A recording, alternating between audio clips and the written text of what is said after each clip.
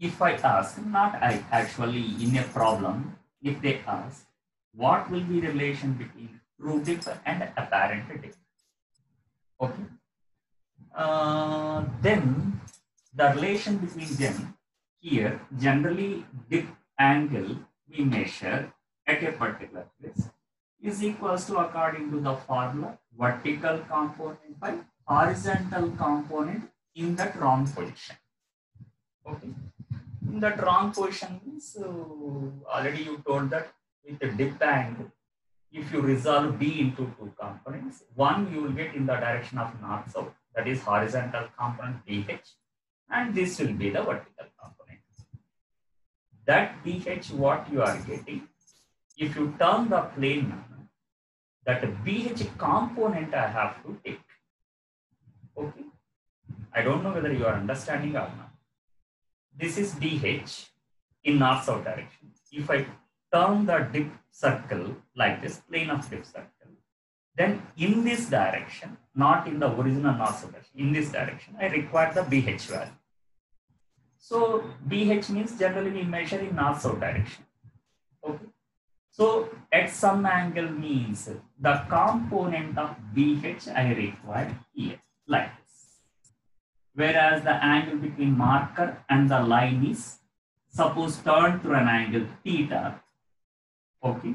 Then the component is, if it is BH, then in this direction, suppose if you draw the shadow here, like this is the shadow of the marker, then in that direction component will be BH cos theta. Okay. That I substitute here in place of the horizontal component of Earth's magnetic field, which is BV by BH cos theta. Then you are getting a relation between the apparent dip and the true dip. Original BV by original BH is the true dip, which is tan phi. So you will get one relation here, like tan phi is equals to original tan phi by phi dash equals to tan phi by cos. Okay. Just to confirm that whether you understood this concept or not. This is cos theta or not. I think, I don't know it is visible or not to you. Okay. This is cos theta. And here, in this case, suppose related to this concept. Okay. What is the dip angle and apparent dip angle? If I ask one question, suppose at a particular place, okay, the true dip angle at a particular place is phi nana. Okay. Before starting, if you know the relation between the true dip and apparent dip, at a particular place, the true dip angle is phi. Okay. And in two virtual positions, means wrong positions, the two wrong positions are making an angle 90 degrees with each other. Okay. Means here, this is the original position, one wrong position. This is one wrong position. And this is another wrong position. The angle between the two wrong positions is 90 degrees. Means the two virtual positions are making an angle of 90 degrees with each other. Okay. The two virtual positions means wrong positions. There, the apparent dip he measured, the angles are phi 1 and phi 2. Okay. Then what will be the relation between phi 1 and phi 2? Okay. If you know the answer, you can say immediately, Nana. What is the relation between the original dip and the two apparent dips at the two positions where the two positions are mutually perpendicular to each other? Here, actually, at two different positions, the apparent dip angles are according to the formula. Okay. Tan phi 1 at one position is tan phi by our formula is cos. Sir, cot, sir. I think it is cot. not tan. Okay, now you are right. I think, yeah, just I will give the hint for the other students. Tan phi 2 at the other position is tan phi by the first position and second position are mutually perpendicular, means the theta for the second position will be cos 90 minus theta. Okay, then I think you will get the answer here from cos theta is equals to first equation tan phi by tan phi 1. Second one is cos 90 minus sin theta is equals to tan phi by tan phi 2. By squaring and adding, you will get the answer, Nana. Okay, that what she told. Cot square phi is equals to cot square phi 1 plus cot square phi 2. Okay, so then after knowing these relations, if you draw a graph, okay, between intensity of magnetization and magnetic field intensity, then here while magnetizing and demagnetizing, means the questions they ask related to this IH graph. Suppose this is one of solenoid, long solenoid, and you are applying some means passing some current through the solenoid. You will produce some magnetic field at the center as well as at the ends. Those things you already know in the electromagnetism chapter. Okay. And here at the center, suppose I place one magnetic material like iron, cobalt, nickel, ferro, or para some material, not dia. Okay. Better we take ferromagnetic material so that we can magnetize quickly. Okay. So here if I take one ferromagnetic material, place it at the center, okay, and pass through this solenoid, not DC current, if I pass AC current, that too sinusoidal AC current. Okay. Then in that case, what happens, by increasing the current, magnetic field first increases and then decreases and then increases in opposite direction and then decreases. Means what is happening? I increases first, then here decreases. Why? Because you are increasing the H value according to the relation. You are increasing B means you are increasing the H here. Okay. You are increasing the H, decreasing the H, again increasing the H in opposite direction, and then decreasing the H. That is called one cycle. Okay. In one cycle, how you get the energy loss in the material per unit volume? Okay. Suppose one ferromagnetic material is placed at the center. While applying the AC current, by increasing the current, okay, the magnetic field induction at the center will be that formula, I think you know, mu naught Ni, where N is number of turns per unit length. Okay, I think you remembered in that chapter, N by N, number of turns per unit length. Okay, so by that first H is increasing. So applied magnetic field intensity measured in ampere per minute in its unit is, whereas magnetic field induction unit is Tesla or Weber per meter. Okay, so this is B and that is H. By increasing B, H will be increased. When H is increased, the material will be magnetized. So due to magnetization, the intensity of magnetization will be increased. That magnetization suppose increases like this to certain value. Okay, you know, in the ferromagnetic material magnetization generally we explain with the domain concept. I think you know in your IPE. If all domains align in one particular direction, then it will be saturated. Means further it is not magnetized. Okay. So it reaches to one saturation, and here the intensity of magnetization will be saturated like this. Suppose I draw this. Okay, this is intensity there saturated. Okay, and then after saturating further, even though if you increase the H, no use none. Okay. That is saturated value of I. I means generally for intensity of magnetization. Okay. Intensity of magnetization we measure after magnetizing the total magnetic moment per unit volume. This is the intensity of magnetization. Okay. Here that magnetic moment is saturated, becomes maximum. So I is saturated. It also becomes maximum. Okay. Means the material is completely magnetized. Okay. And then here, suppose in the AC current, the magnetic current is decreasing from here to there, means 0 to T by 4. The current is increased. In time period, I am saying T by 4 to T by 2, current is decreasing. Current is decreasing means then H also will be decreased. Okay.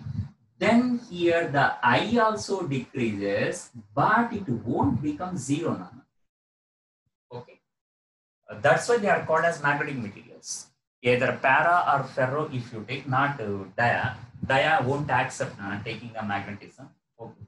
So para or ferro, such type of materials if you take, after magnetizing, they won't completely lose all the magnetic moment induced in it. Okay. So here after making that H is 0, means here B is 0, H is 0. Nana. X-axis becomes 0, but Y component is not becoming 0. How much I value there in the graph? Okay. When H is 0 is called as, this Y coordinate is called as the retentivity.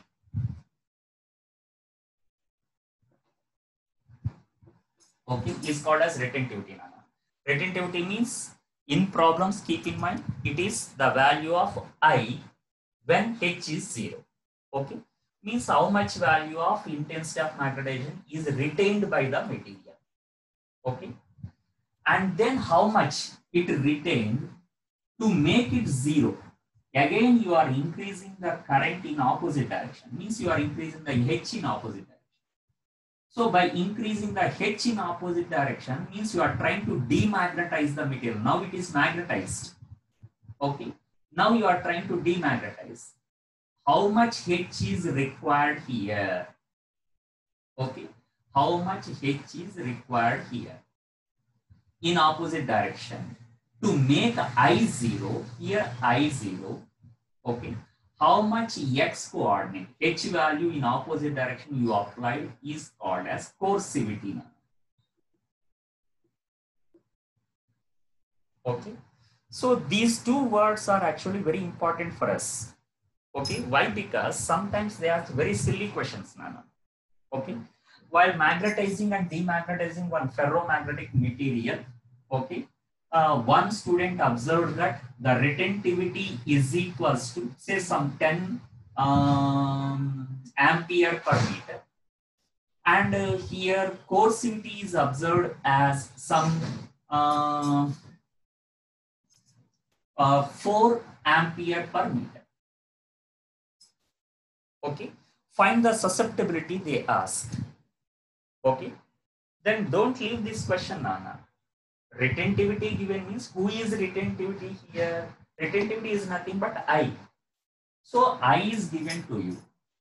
I is given as 10 is equals to susceptibility is I into here the coercivity is nothing but H. How much H value required to completely demagnetize the material?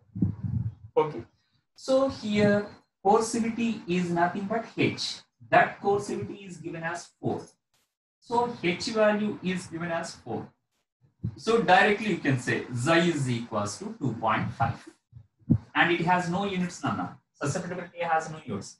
Why? Because I units are ampere per meter, HA units are also ampere per meter. Okay. So Xi is equals to 2.5. So related to this graph, even though the equation is very simple, I is equals to Xi H, related to that, they try to change the terms, Nana. Retentivity and coercivity. So try to remember, don't substitute in wrong way. Retentivity is I, coercivity is H. So keep in mind, retentivity is nothing but I, coercivity is H. Okay. The value of I retained, the value of H required to demagnetize. Okay. And then here, suppose further you are increasing to some maximum value in opposite direction, then the material is also magnetized. I value is increased in opposite direction and saturated at one point. Okay, again, same concept. Saturated means all the magnetic moments align in opposite direction now. Okay, all the align in this direction, opposite direction. Then here, this is the value of I. Further, even though you increase the H value, the I value is not increased. Okay. And again, here after a time of 3t/4, you are decreasing the H value. By decreasing the H value, I value again, you know, it won't become 0. It retains something. Already we named that part as retentive. Okay. This is the part number. So if you complete the cycle here till to the saturation, okay, that cycle is called as hysteresis cycle.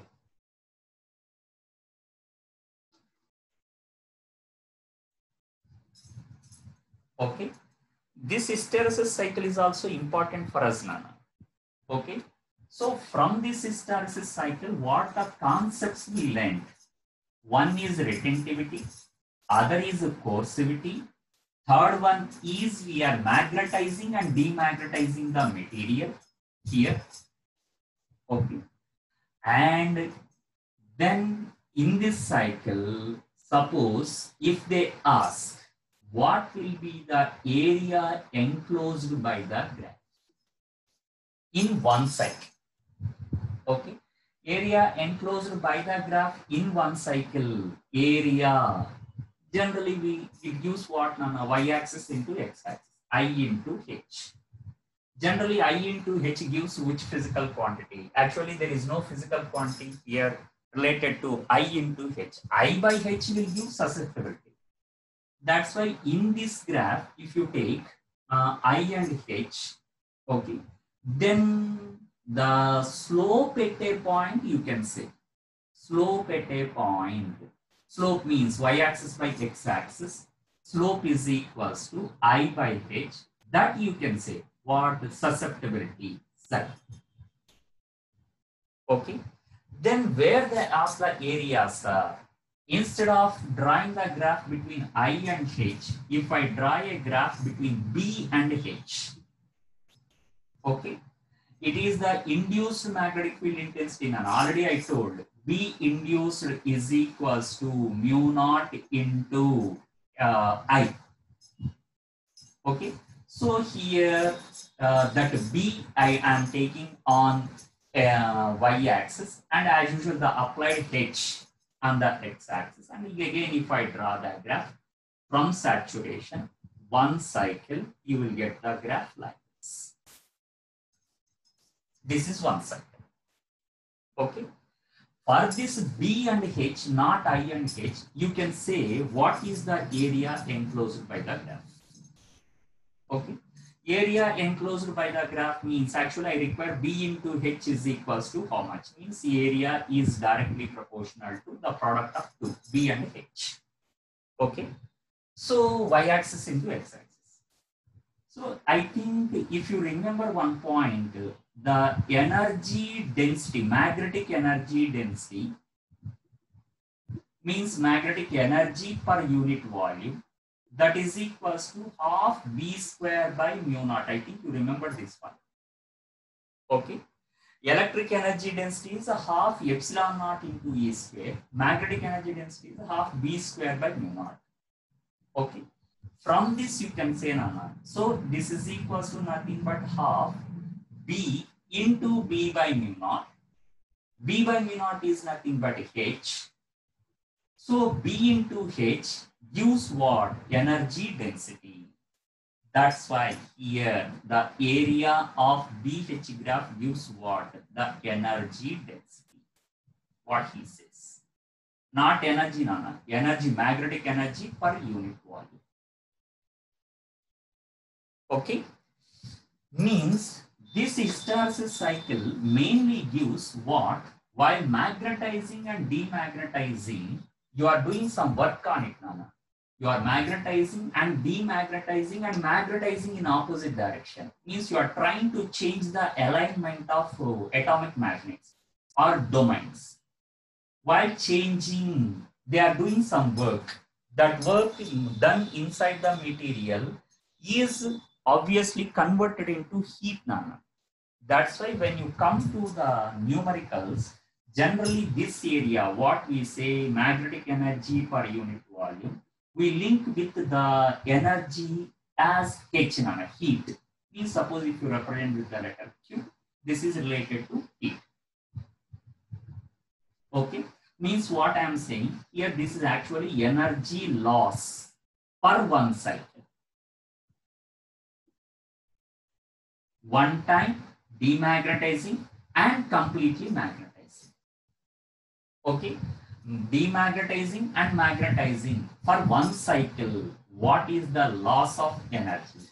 Suppose while demagnetizing follows this path and here follows the same path like this, then you won't find any area here in the loop.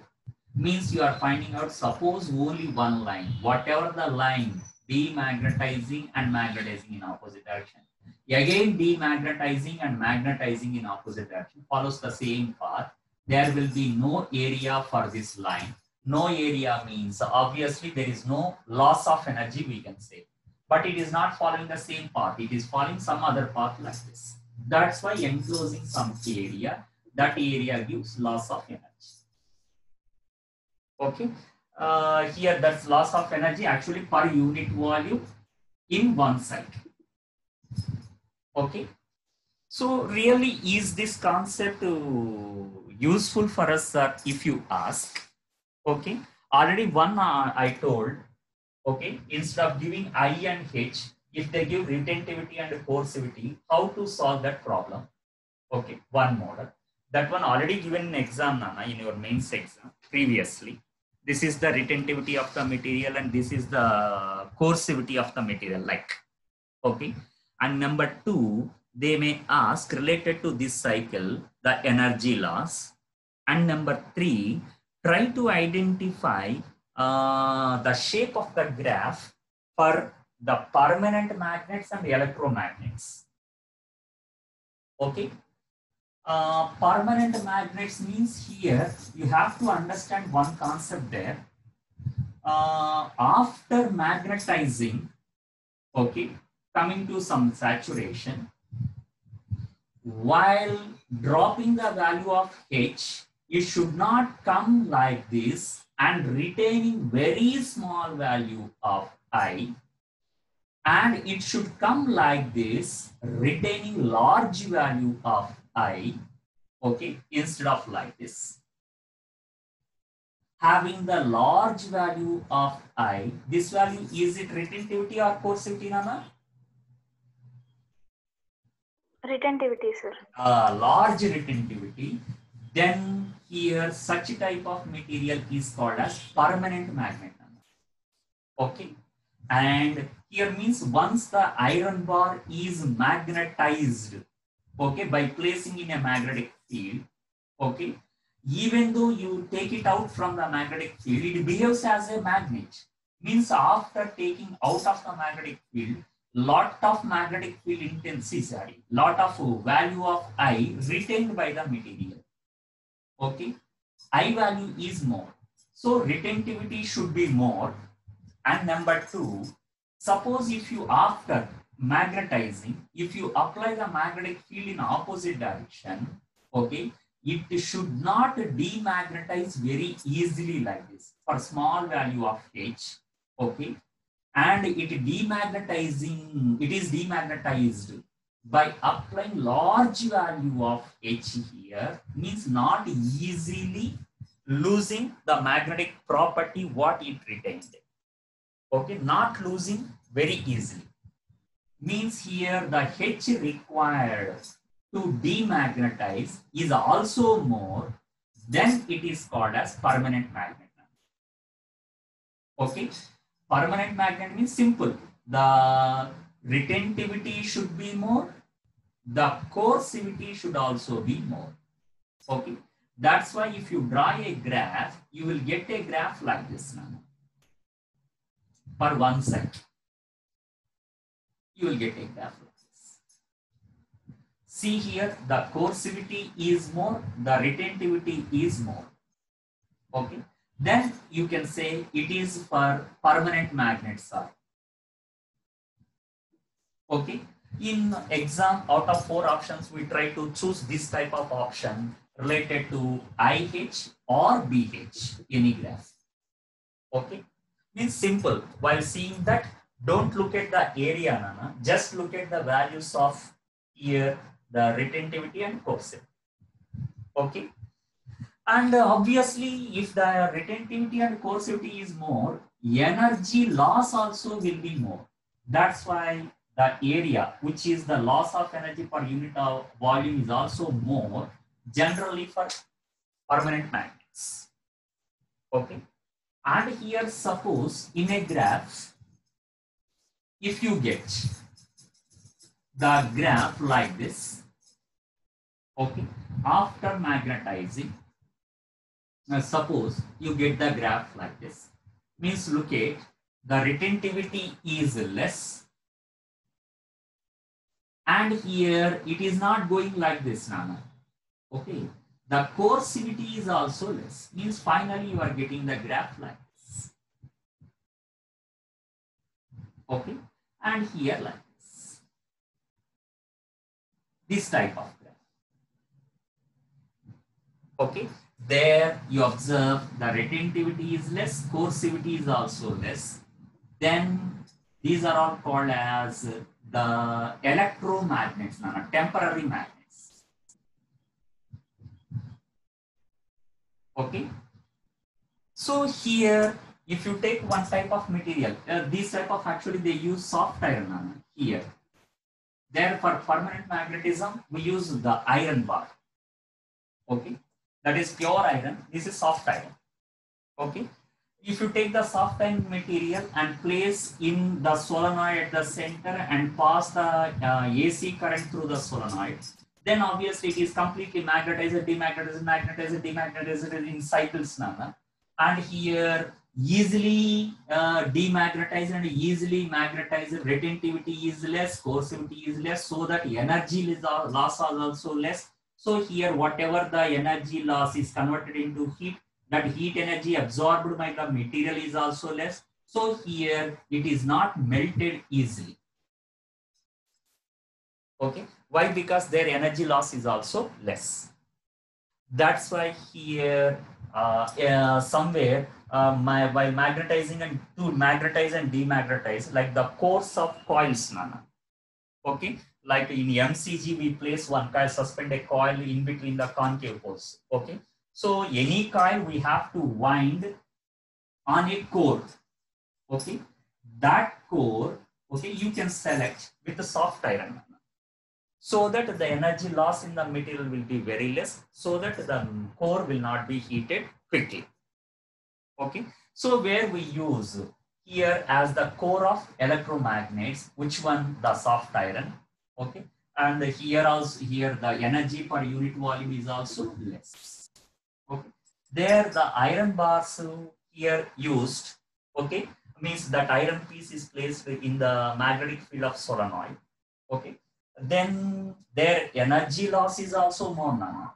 Okay, that's why here you can use it as the heating coil.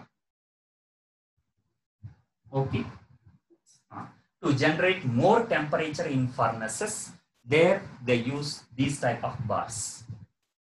Okay, these are the uses of iron bar and soft iron bar theoretically, and this type of question already asked in exam related to hysteresis loop.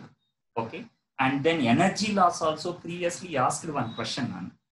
Okay, suppose related to it, to understand that whether my concept you properly catch it or not, right? I'm giving one question related to it. Suppose this is one magnetic material, Nana. Okay, iron bar. Iron means obviously that is permanent magnet, so heat will be generated. that heat is is absorbed by the material, and its temperature also increases. So I'm going to ask here related to this energy loss, okay, relating this one with the thermodynamics. What will be the rise in temperature? Okay, look at here. This is one iron rod subjected to cycles of magnetization. Okay, means here by placing that in solenoid, where the AC current is changing at a frequency of 50 hertz. This is the frequency of AC current. Okay. And then what he is giving, the density of material is equals to 8 into 10 power 3 rho. The density of material is 8 into 10 power 3 kg per meter cube. SI unit only given. Okay, that is the density of iron bar. No? And then the specific heat of that material is 0.11 specific heat into 10 power minus 3 calorie per kg degree Celsius. Okay. What is the rise in temperature if the area enclosed by BH loop? What I said, IH, we can't say the area. No. That's why wisely he asked BH loop. Okay. Look, corresponding to the energy loss of 10 power minus 2 joule per meter cube. Okay. What he used the word, Nana? Not energy density. He used the word energy loss is 10 power minus 2 joule per meter cube. I assume that there is no loss of energy by the method of radiation. Okay, means whatever the heat generated there is completely absorbed by the material. And here, rise in temperature, he is asking rise in temperature in 1 minute. Okay, find out the delta T is equals to how much in 1 minute. Means per minute he is asking. Okay, if they ask the question, how to start this one, Nana, here to solve here. Okay, while raising the temperature of the body, do you actually, I think you know the amount of heat absorbed by the material. Thermodynamics, Nana, is it typical? Yes. U equals to ms delta T, sir. Right. That's what I'm saying. This is ms delta T by V. Very good. Look at mass and volume are not given. Instead of that, some density is given. So why don't you write mass by volume as density? Rho S delta T. Okay. This is the energy per unit volume what he gave. That too I explained here. This is the area enclosed per cycle. Okay. This is in one cycle. Okay. Why I am focusing more on this part? He gave the frequency, Nana. Frequency means 50 cycles per second. Okay. Whereas this is for one cycle, Nana. One cycle means for one cycle, the energy loss is 10 power minus 2, formula wise U by V. Okay. Whereas here 50 cycles means for n number of cycles, what will be the energy loss? Then I will get energy loss will be into U into n, Nana. Okay. So here what I have to do, the energy loss, total energy loss, okay, for n cycles in n number of cycles, I have to multiply into n on both sides for n cycles. Okay. Then n cycles per second is the frequency. So per second, if I calculate, then by per 1 second, number of cycles per 1 second, that becomes here, this is frequency. Okay. And it is total energy loss, okay, for n number of cycles, right, divided by 1 second you calculated in 1 minute. Then you can say, very simple, Anna. I think if I say here for 50 cycles, then you can say according to your problem, the energy per unit volume will become, for n cycles, 50 into 10 power minus 2. Why should I confuse you? Directly you can calculate 50 into 10 power minus 2. Okay. And here per second, if I calculate this energy per second is equals to 50 into 10 power minus 2 into here that per second is 50 has already I wrote Nana into per second 1 by second. Okay. So if I ask, is he asking per second or in 1 minute, Nana? 1 minute means you require in 60 seconds. So in 60 seconds per minute, I have to write 50 into 10 power minus 2 into per minute means 60 seconds I have to substitute into 60.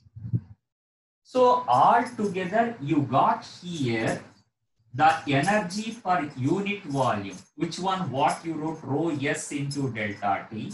Finally, this value per n cycles in 1 minute. Finally, you got 50 into 10 power minus 2 into 60. This is the energy loss. Okay.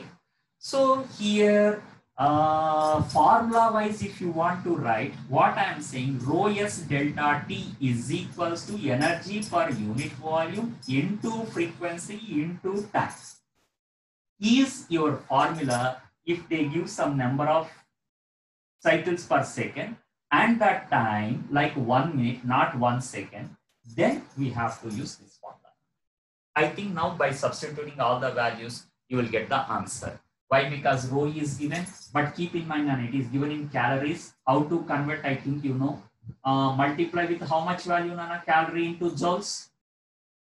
4.2. Right. Joule per kg degree Celsius, that is SI unit. So already I converted the S value. Already I gave the rho value here. So you know rho, S. And U by V into nu into T, already I calculated here 50 into 60 into 10 power minus 2. Substitute the total value. You will get delta T. If I ask what will be the H, immediately what do you do? B equals to mu into H, no, sir. But H is in the denominator, no? That too plus something is there. So do we need any integration? Yes, sir. B equals to mu into H means mu equal to B by H, sir. So we can substitute that one. Directly, the mu value here without any integration. Like B is equals to integral mu into dH.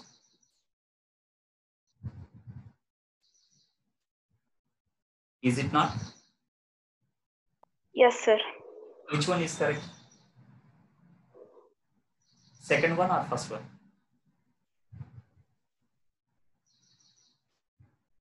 Means integration or first one? Integration, sir. There we do the mistake again. This is what I am saying. It tries to confuse. Actually, it is not related to integration. Why? Because he is not asking what will be the change in the value of B. Okay. Suppose the change in the value of B is 1 Tesla. Okay. What will be the change in the value of H? Means giving some limits now. Okay. Like from 0 to 1 Tesla, there what will be the change in the value of H? If they ask, we need the integration. But actually he is asking what, just to get 1 Tesla, what is the value of H? Okay.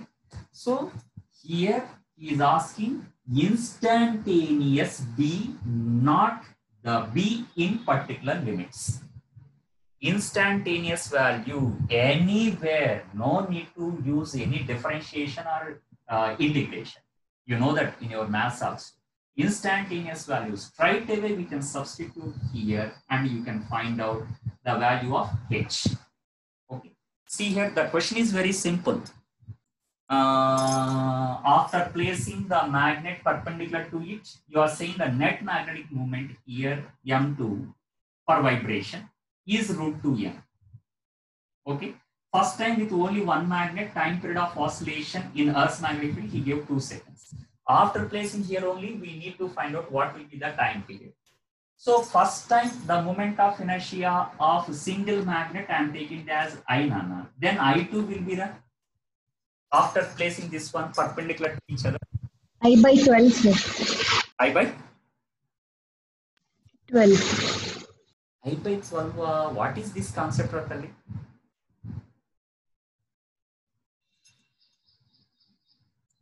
The moment of inertia of single one is I. After placing another identical magnet perpendicular to it, obviously its magnetic moment of inertia is also I. Why? Because it is placed at the center and tied, not placed at one end, at the center, like L shape. Okay, like a plus shape. Okay, here. So its moment of inertia about the same axis also I. Why? Because both are identical. So can I say the moment of inertia is, since they are perpendicular to each other, root 2 I nano? Can I say?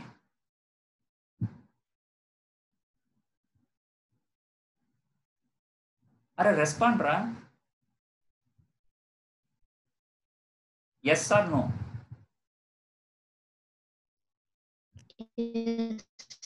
Yes, sir.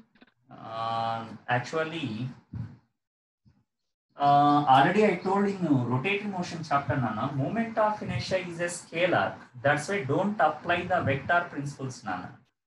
You are saying that that is root 2 I. You are taking, since they are perpendicular to each other, net moment of inertia is root of I1 square plus I2 square. You used the vectors concept, Nana. But they are scalars. Scalars means we should not apply the vector principle. That's why in the system there are two magnets of same moment of inertia. Like scalars, we add the total moment of inertia. First magnet I, second magnet I, without considering the angle between. Why? Because it is not a vector, it is a scalar. So total moment of inertia is equals to 2I. Okay. Then I think now you can calculate what is the time period T2 from this formula. I think no need to explain, you can calculate that one. Okay. So there is a chance to do the mistake only at this part, Nana, the moment of inertia. I think rest of the things, even you also without my explanation can predict those values. Okay. This is very important, Nana. Here for any material in electricity, the relative permeability that they are in electrostat charges and fields. I think you know this one. Epsilon R minimum value is 1. This is for air or vacuum. And that relative permittivity is always greater than 1 other than air or vacuum for any material, and practically epsilon R is never less than 1. Never less than 1. Okay. If you know this simple logic, Nana, first of all, you can eliminate few options here. Epsilon R, this is less than 1. So absolutely this is wrong option. Here also epsilon R, 0.5 less than 1. So it is also wrong. So the answer will be either third or fourth. See here, Dharmavarapu, you are getting some confusion between 2 and 3 here. Okay. So if you know this concept, directly you can put the third option. Okay. And I think why they are the first option, this one I know. All of you know that diamagnetic material mu R value is less than 1. Okay. That's why I think Papam Meghana and Chandana opted this option. Okay. First option. But here, if they have a little bit idea about this, epsilon R is always greater than 1, obviously they will go to third option. Okay, I think fourth option is not for diamagnetic material. Why? Because mu R is greater than 1. Okay, so here this question also given in mains exam, Nana, previously. If you see the previous mains questions, there you can see this question. Okay, and one more, the same question if I ask for paramagnetic material, Nana, which option you put? Fourth option, sir. Obviously, fourth option. Why? Because for paramagnetic material, mu R is greater than 1, and 1 and 2 absolutely wrong. Why? Mu R, epsilon R is less than 1. Okay. See here, I think you understood on what he is focusing more in mains exam, on fundamentals.